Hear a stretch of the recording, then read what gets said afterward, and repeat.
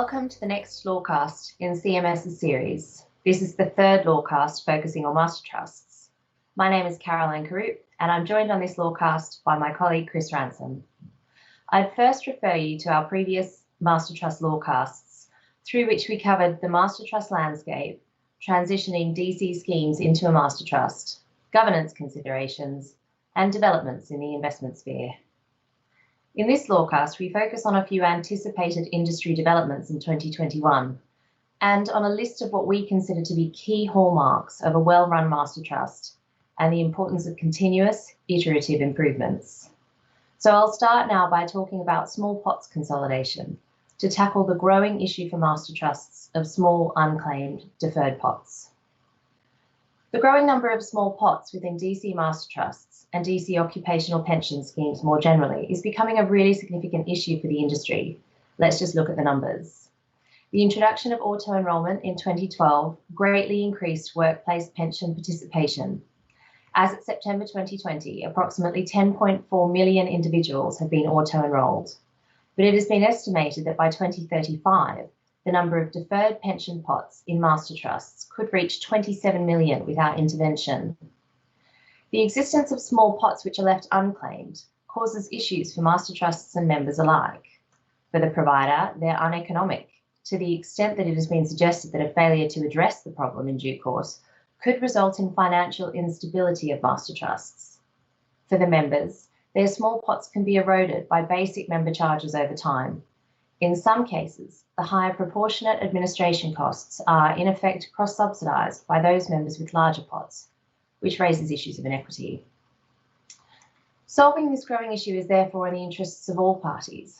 In September 2020, following a Pensions Policy Institute report issued in July, the DWP set up a working group to investigate and develop potential solutions. In the group's view, the aim should be to make consolidation of small pots the norm, using both automated solutions and member-led solutions. The project is clearly in its infancy, with the output so far developing a framework and a roadmap for next steps. Now is the time for master trusts to focus on the shape of the possible solutions. So what are some of the possible solutions under consideration, and how do they compare from the perspective of master trust providers? I'd like to touch on a selection. Firstly, member-led solutions were explored. One option under consideration was the voluntary pot follows member option, where members are responsible for ensuring that deferred pots are transferred to their new providers, for example, on a change of job. The member would need to provide instructions, or else the pot is left behind. It was recognised that many members may not be sufficiently engaged to supply previous scheme details and make the required decisions on transferring pots. The lifetime provider model, where members can remain with one provider throughout their working life, has three sub-options. One where the member is asked to select whether to stay with their old provider or move to the employer's. One where the employee would be able to choose their pension provider from a carousel of approved providers, and the default would be the provider's scheme from the carousel. And one where the default is that the employer makes contributions automatically to the member's existing provider unless they opt to move to the employer's scheme. The main issue with this model is that it was deemed to break the connection between the employee and the employer, leading to disengagement by the employer of the provision of retirement for their workforce. This model also poses a risk of selection, whereby master trust providers might be inclined to prefer certain types of workers who are easier to serve, namely the economically valuable ones. Next, attention was turned to scheme-led solutions. The report highlighted two automatic consolidation models which should be prioritised for deferred small pots in the automatic enrolment space and which could be used together.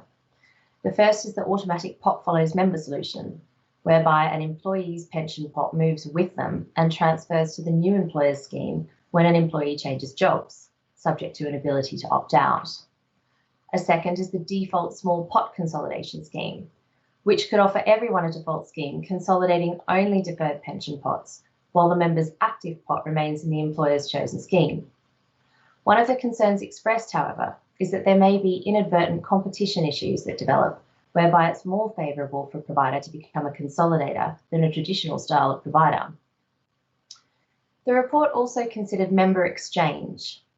This model uses a third-party data service to conduct regular checks and identify matches where they hold a deferred small pot and another provider appears to service the active version of the pot. While this, like auto-enrolment, relies on member inertia, careful thought needs to be given to extending this to contract-based schemes, and issues around member consent and the role of the trustee needs to be considered. Finally, a word on same scheme consolidation. The report noted that for pension providers holding multiple pots for the same members within charge cap default funds, the direction of travel should be to consolidate pots. It noted that some master trusts were already undertaking some form of same scheme consolidation where appropriate data points were matched, but there were difficulties in rolling this out across the board. For example, where there are different pricing levels or where bespoke employer pricing is offered. In summary, the report clearly finds that some scheme-led solutions, avoiding the risk of member inertia, will be required to deal with the challenge of small pots, but a combination of solutions is almost inevitable. The key for master trusts will be to try to influence the direction of travel so that this significant problem is solved without creating a host of new ones for providers. It will be interesting to watch how various policy initiatives, for example, relating to the revision of charging structures and the introduction of the pensions dashboard, interact when it comes to the problem of small pots. Another area for master trusts to keep an eye on over the next few months are increases to the general levy payable. By way of background, the general levy on pension schemes recovers the funding provided by the DWP to meet the work of the pensions regulator, the pension ombudsman, and some activities of the Money and Pensions Service. Not surprisingly, the public funds have come under increased pressure in recent times, and the levy is expected to be operating with a deficit of 80 million this year and expected to rise to 230 million by the end of 23-24. The rise of master trust authorisation forms part of the justification under these proposals for master trusts to see an increase in the level of levy they're charged. The government is considering three options to address the deficit and increase levy rates. The first option proposes a 10% increase to the levy for defined benefit and defined contribution schemes other than master trusts, and a 5% increase for master trusts and personal pension schemes in 2021 and 22. Higher increases would then be implemented in 23 and 24. The second option would increase rates and introduce a separate lower rate for master trusts. Interestingly, the consultation flags the ongoing work in relation to small pots and states that action flowing from that work could have a bearing on the issues in relation to small pots and the levy that have been highlighted. The third option retains the existing levy structure and just increases the rates. The government's not attracted to this option, however, as it would fail to make the structure more equitable and to address the existing cross-subsidies. The DWP consultation just closed on the 27th of January. It will be interesting to see the responses from the industry to these options and to follow where the government moves next. I'll now pass over to Chris to discuss the default fund charge cap and to outline some best practices for master trusts. Thanks, Caroline. Yes, a further recent development which will be of interest to master trusts is the government's response to review the default fund charge cap. Last August, the DWP's deadline for the pensions industry to provide feedback on its call for evidence closed. Having had time to consider the responses, the DWP published its response to this call for evidence earlier this year on the 13th of January. In its response, the DWP confirmed that it would not be changing the level of the default fund charge cap, nor would it be including transaction costs within the charge cap at this time. Of particular interest to master trust providers, however, is the proposal of a prohibition on flat fees on automatic enrolment default funds, where the member's investment in one or more pots is £100 or less. Percentage charges applicable as part of a combination charge can still be applied, but the prohibition on flat fees for funds at this de minimis level is something which the master trust industry has sought to resist for some time. The DWP has, however, recognised that pushback from the industry to an extent in that it has said that the £100 level will be kept under review, with a view to increasing this over time. We shall see how this develops. So, along with the investment-related changes which Jay and Tom spoke about in our last LawCast, there are certainly quite a few legal developments coming for master trusts to think about, and no doubt there'll be even more in the future. Finally, in terms of the here and now, we thought we'd end our series of LawCasts on master trusts by looking at some of the hallmarks of a well-run master trust. As we all know, DC master trusts are subject to the pensions regulator's authorisation and ongoing supervision regime. This has naturally encouraged good governance among DC master trusts generally. The pensions regulator has also publicly commented that DC master trusts, subject to its authorisation and supervision regime, should be regarded as among the better run pension schemes. In October 2020, the Pensions Management Institute's Master Trust Working Group launched their Thought Leadership Report on governance as a driver or member outcomes. The report explored what good governance meant in the context of a DC Master Trust. It commented that the regulator's regime focused on being member first, recognising the importance of the decisions taken by trustees and providers about the operation of the trust for members' outcomes. However, the message from the report was clear. The regime sets minimum standards which master trusts are required to meet if they are to continue to meet the authorisation requirements. It is open to every master trust provider, however, to go beyond those minimum standards, with benefits possible through making constant improvements over time. It's difficult to disagree with those comments. The PMI report also identified some of the key features of high governance standards for master trusts. These included operating in accordance with documented structures, legal requirements, and best practice standards, articulating a delegation decision-making framework so all those responsible for running the trust understand their role, and where appropriate, creating a boundary between the interests of the member and the interests of the master trust provider. This demands a clear understanding of roles, responsibilities, and accountabilities, and it requires the trustees and providers to have a clear purpose and strategic objectives. Advisors therefore certainly have a key role to play in ensuring that the Master Trust continues to function effectively and efficiently within the Master Trust's governance structure, meeting these key objectives. Other features of good governance flow naturally from the pension regulator's authorisation and supervision regimes, and also the regulator's expectations set out in the DC Code of Good Practice, first published in July 2016. These include things like processing core financial transactions promptly and accurately, ensuring systems and processes are robust, and closely assessing value for members, managing costs and charges, and disclosing these effectively to the members. As also referred to in the PMI report, there are other elements which contribute to good governance. Firstly, putting the right structures and procedures in place to enable effective, timely decisions, to provide clear scheme objectives, and to appropriately identify, evaluate, and mitigate risk. Secondly, having diverse trustee boards and decision makers with the right skills, experience, qualities, and capacity to run the pension scheme effectively in line with members' best interests. Thirdly, being prepared for unforeseen events to enable business continuity.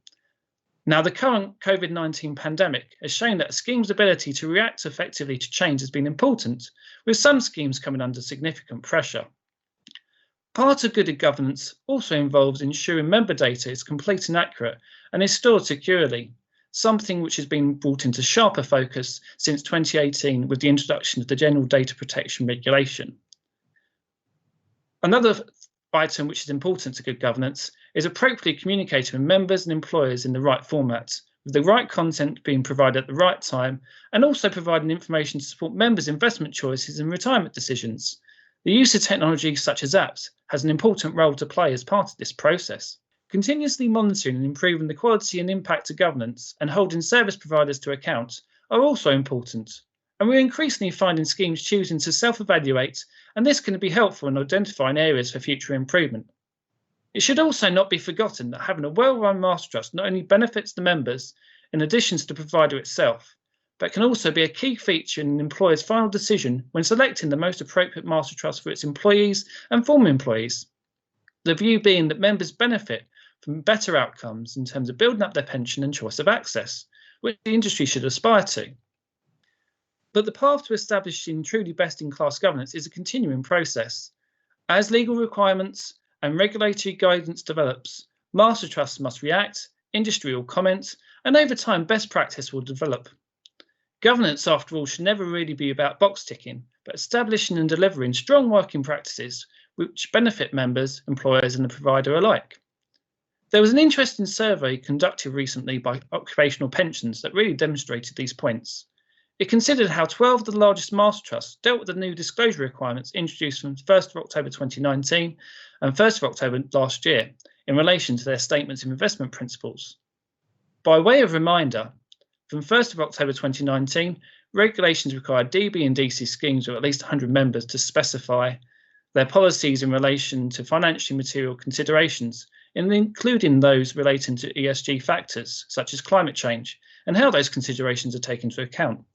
They also are required to specify their policy in relation to the exercise of voting rights, stewardship and engagement, and the extent, if at all, to which members' views on non-financial matters are also taken into account. From 1st of October last year, the same regulations have also required DB and DC schemes to outline their policies in relation to how they monitor the companies in which they invest on capital structure, how targeted portfolio turnover or turnover range is to be defined and monitored, how they manage actual and potential conflicts of interest in relation to their engagement, and key details relating to their arrangements with their asset managers. That is a huge amount to digest and report upon. The research conducted by Occupational Pensions concluded that many disclosures in the new areas were tending towards broad brush. On their view, some of the detailed disclosure requirements appeared not to have been met, and in many instances, it wasn't clear how those responsibilities which had been delegated to investment managers were being monitored on an ongoing basis. Assuming the conclusions are correct, this is a good demonstration of the fact that establishing new, very thorough disclosure requirements represents only the first step in achieving the best standards of governance in this space. The next step is the industry working out how best to put those requirements into practice, developing a set of market norms to which the best players will conform, and then reporting accurately on their successes. I'll now pass back to Caroline to close. Thanks, Chris. As ever, it looks like the developments in the field of pensions continue at rapid pace this year, especially for master trusts. We thank you for joining us for the third CMS Pensions LawCast in this Master Trust series. We hope that you found it useful and have enjoyed listening. We hope you can join us for our next LawCast, which will be released in a fortnight.